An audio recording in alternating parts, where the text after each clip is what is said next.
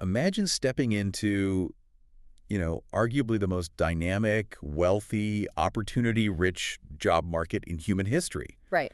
And despite all that opportunity, you are undeniably miserable. I mean, we're talking about a whole demographic entering the workforce in countries practically defined by, like, entrepreneurial spirit, and yet their internal reality is just this profound exhaustion. Yeah, it forces us to confront a really uncomfortable reality, honestly, because that traditional equation we all grew up with, that economic opportunity automatically equals personal well-being, it's just completely breaking down for this specific demographic. Exactly. So today we are unpacking this incredibly revealing article titled, "Gen Z isn't just burned out, they're unhappy."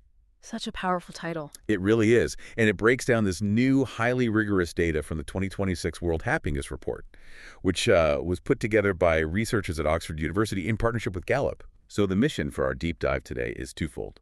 First, we need to understand the underlying mechanisms of why the youngest members of our workforce are hitting this wall. Yeah, the why is crucial. And second, we want to extract the actual actionable playbook from this research on how leaders can fix it within their own teams. Because we really have to move past those superficial conversations about, like, kids these days. Yes. We have to look at the systemic pressures they're actually operating under, because the data in this report is just staggering, especially when you look at how different countries rank regarding the changes in happiness for people under 25. Okay, let's unpack this, because the numbers for some of the wealthiest nations they're jarring. They really are. So the report looked at 136 different countries, right? Yeah. Out of those, the United States, Canada, Australia, and New Zealand ranked near the very bottom. Wow. Yeah, they landed somewhere between 122nd and 133rd place for changes in happiness among Gen Z. What's fascinating here is the implications of that. I mean, think about it. Yeah. The very countries most associated with ambition and high-octane growth and material success. The dream, right? Exactly. They are the exact places producing some of the unhappiest young people on Earth. We're seeing this complete decoupling of environmental wealth and internal psychological health.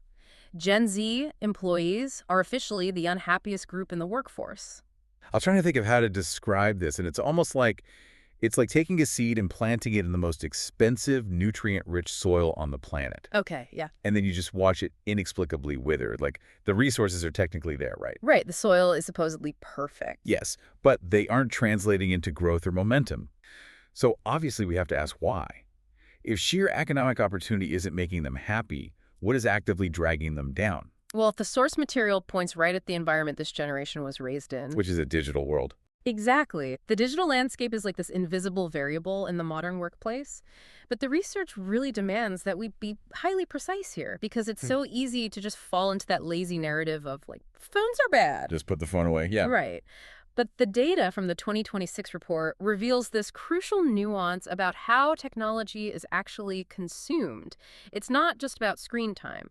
It's about the distinction between active and passive digital behavior. Right, and this is where we get into the actual mechanics of the burnout. The report confirms that, sure, heavy social media use correlates with a decline in well-being. Yeah. But the type of use is the key. Passive scrolling, getting caught in those algorithmic feeds, consuming endless streams of influencer content.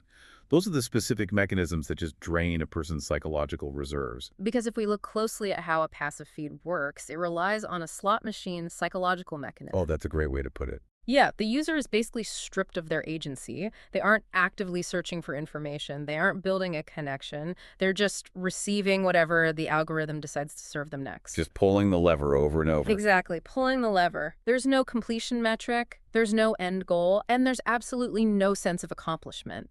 It's an endless loop of passive consumption that, over time, actually induces this state of learned helplessness. Wow. Learned helplessness. Yeah, and it depletes the brain's dopamine reserves entirely. But on the flip side, the research also points out that internet activity centered around, like, communication or learning or content creation, those are actually linked to higher life satisfaction. Right, because there's agency. Exactly. If you're using a platform to learn a new coding language or organize a real-world event, you're the one directing the tool. The tool isn't directing you. Yeah, the platform design literally dictates the emotional outcome for the user. Passive algorithmic consumption puts the user in this state of constant social comparison, but without any of the actual, the buffer of authentic human connection, it's inherently isolating and it leaves the individual cognitively fatigued. Okay, but I have to push back here a little bit. Go for it. Because think about it. A logistics manager in Ohio or a startup founder in Austin, they aren't coding the TikTok algorithm, right? No, of course not. So how is this their problem? They're just trying to run a supply chain or ship a product. If platform design dictates happiness, and these leaders have zero control over the code, aren't their hands just completely tied? If we connect this to the bigger picture, it makes total sense why leaders need to care. Okay. A founder obviously can't rewrite the algorithm, but they absolutely must understand that their young employees are carrying with them when they log on at 9 a.m. The baggage, basically. Right. The source material explains that young employees are bringing this highly complex relationship with technology and that resulting cognitive fatigue we talked about straight into the workplace. They're carrying the emotional weight of growing up in an era that researchers explicitly describe as historically difficult for young people. You just can't lead a team effectively if you are blind to the psychological state they're in by default. So they're essentially arriving to work with their battery already at like 20%. Exactly. The low battery warning is already flashing before the first meeting. Wow. So if founders can't fix the internet, what can they do? How can the workplace function as an oasis from all that exhaustion? Well, And here's where it gets really interesting, because you'd assume the antidote to a tech-induced crisis would be, I don't know, forced digital detoxes or strict screen time limits at the office. right. That's the logical assumption. But the report drops this finding that fundamentally challenges that. The best predictor of Gen Z well-being isn't related to screen time at all. It's a sense of belonging. Belonging. Yeah. The data proves it is this incredibly robust, measurable psychological need. And how do they define that? The report defines belonging as the feeling of genuinely mattering to the group of people you spend your days with. It is essentially the exact antithesis of that algorithmic experience. Mattering to a group. That is, let's dig into why that's so powerful. Yeah, please. From a psychological standpoint, if a young person's primary environment outside of work is this isolating passive feed where they're just a data point, they feel totally invisible. Completely invisible. Right. So the workplace has the opportunity to act as the ultimate counterweight. It can be an environment where they are indispensable, where their specific contribution actually changes the outcome of the day. And that ties right into evolutionary psychology. Really? How so? We are wired to need to be valuable to a small, close-knit group. When an individual feels like they matter to their tribe, it significantly reduces the cognitive load of survival anxiety. They feel psychologically safe. That makes so much sense. So if the digital world is stripping them of agency and connection, the workplace, whether it's physical or remote, has to consciously rebuild it. Okay, for you listening right now, I want you to evaluate your own workplace. Think about the dynamics of your daily stand-up meetings or your team Slack threads. That's a good exercise. Do you feel like your presence actually changes the dynamic? Or do you feel like a highly replaceable cog in a machine? And if you're a leader, are you actively designing an environment where your team members would genuinely say they matter? It's a tough question to answer, honestly, and understanding that belonging is the solution is vital, but, the theory alone isn't going to change a company's culture. Knowing the destination doesn't give you the map. Right, which brings us to the operational part of the source material. Yeah. How does a leader actually implement belonging on a random Tuesday when, quarterly targets are looming? Yeah, you can't just mandate human connection with a corporate memo. Please feel a sense of belonging by Friday. Exactly. Mandatory belonging at 3 p.m. So, to get practical, the article highlights the work of a researcher, Cindy Nelson. She actually recently completed her dissertation specifically on Gen Z in the workplace. And Nelson's research operates on this great premise. Leaders do not need another list of anxiety statistics. Right, we have enough of those. They need practical, actionable tools to engage and retain and develop their youngest employees. And the source synthesizes her research into this 4-step playbook that leaders can literally implement tomorrow. Okay, let's break down this playbook. The first step focuses on communication. And the mandate here is to design for real conversation, not just communication. There's a massive structural difference between sending a transactional message and actually engaging in a reciprocal dialogue. Right. Like, An email is transactional. Exactly. A Slack message or an email is primarily designed to just transfer information efficiently. But efficiency does not build belonging. Wow, that's a great point. The report's data shows that active reciprocal communication is deeply associated with higher well-being. And reciprocal communication means a two-way exchange of ideas, where both parties are actively listening and responding in real time. It's the difference between assigning a task and actually discussing a problem. Yeah. If a manager's only interaction with a young employee is just like pinging them a list of deliverables and getting a thumbs up emoji back, Yeah. the employee remains totally isolated. Completely. And building in deliberate moments for genuine conversation. It costs the organization absolutely $0, but the compounding benefits to the employee's psychological safety are just enormous. So how do leaders actually architect these moments? It can be as simple as dedicating the first 5 minutes of a one-on-one meeting to an open-ended discussion about a project's challenges, rather than just immediately running down a status checklist. Just putting the human element back in. Exactly. It requires replacing a fraction of that transactional digital noise with relational human interaction. And speaking of digital noise, that leads us to the second step in Nelson's playbook.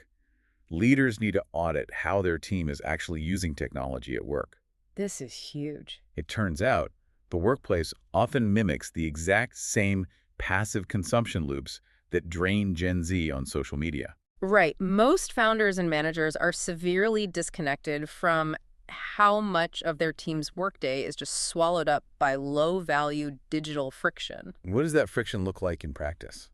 We're talking about redundant software tools, endless email chains, or project management platforms that take more time to update than it actually takes to just complete the task. Oh, I've definitely used those platforms. Yeah. It creates this massive cognitive drag. It's basically the equivalent of making a marathon runner carry a backpack full of rocks. That's the perfect analogy. It's like looking in your fridge and throwing out all the digital junk food so your team isn't just snacking on low-value tasks all day. So the playbook advises leaders to eliminate the guesswork. Just ask your teams directly. Ask them what digital tools feel like a waste of your time. The employees on the front lines know exactly where the friction is. They really do. And redesigning those technology habits serves a dual purpose. Obviously, it streamlines operations. But more importantly, it functions as a targeted well-being intervention. Right, by clearing out the clutter. Exactly.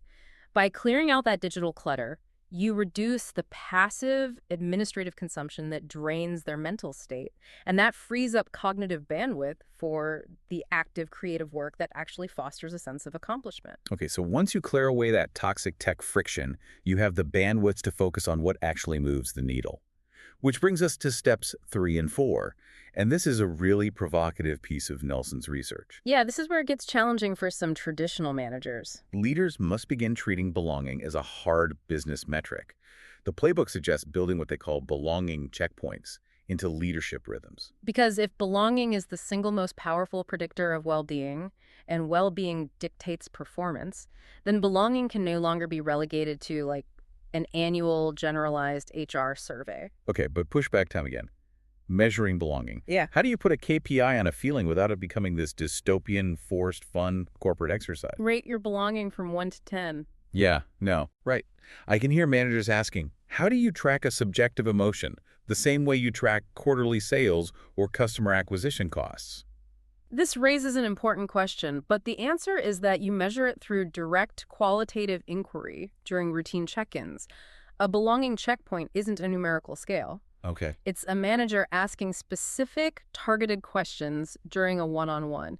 Questions like, when was the last time you felt your specific work helped the team succeed? Oh, that's good. Or, do you feel you have a voice in how we execute our current project? If the employee struggles to answer those questions, the manager has identified a vulnerability in the team's ecosystem. And the financial reality is that the absence of belonging has a catastrophic cost. It destroys retention. Yeah. The hidden costs of disengagement like quiet quitting, the massive expense of recruiting and replacing an employee, the constant drain on institutional knowledge. All of that directly impacts the bottom line. Absolutely. Cindy Nelson's research highlights that you simply cannot retain talent that feels they don't matter. Tracking the health of your team's belonging is essentially proactive risk management for your human capital. Because a team that feels invisible will eventually act invisible. They will withdraw their discretionary effort. They'll do the bare minimum. To prevent that, Leaders have to shift their perspective on mental health entirely, which is the final intervention in the playbook. The superficial checkbox solutions are no longer acceptable. The source gets very pointed here. Yes, it does. It explicitly points out that providing an employee assistance program, an EAP, and buying a corporate bulk subscription to a meditation app does not constitute a mental health strategy. No, it doesn't. But we see organizations deploy those tools and consider the issue resolved. Check the box, move on.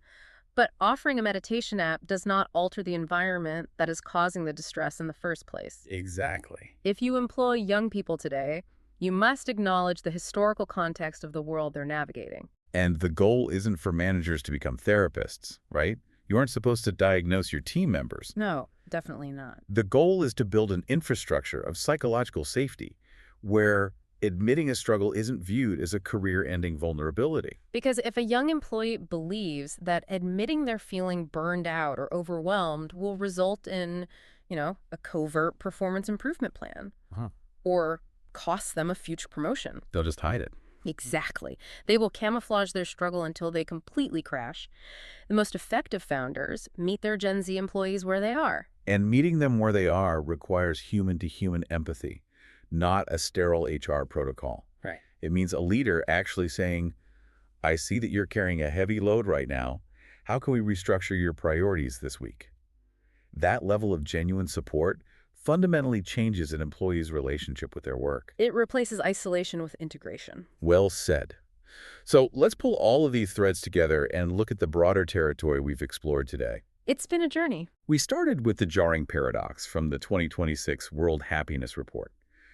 The youngest generation in the world's most opportunity-rich nations is experiencing a profound crisis of unhappiness. Yeah.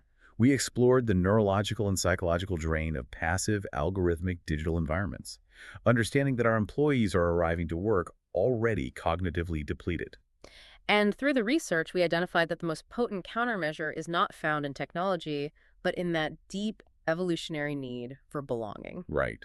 We reviewed Cindy Nelson's actionable framework for leaders, prioritizing reciprocal conversation over transactional messaging, aggressively auditing digital friction to preserve cognitive bandwidth. Measuring belonging as a critical retention metric. Yes, and establishing genuine psychological safety rather than relying on superficial wellness apps. It really represents a fundamental evolution in how organizations must manage human capital. It does.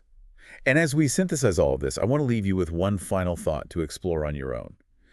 We've framed this entire discussion around Gen Z's specific unhappiness and their unique relationship with the digital world. Right, that was the focus. But look objectively at the solutions the research demands.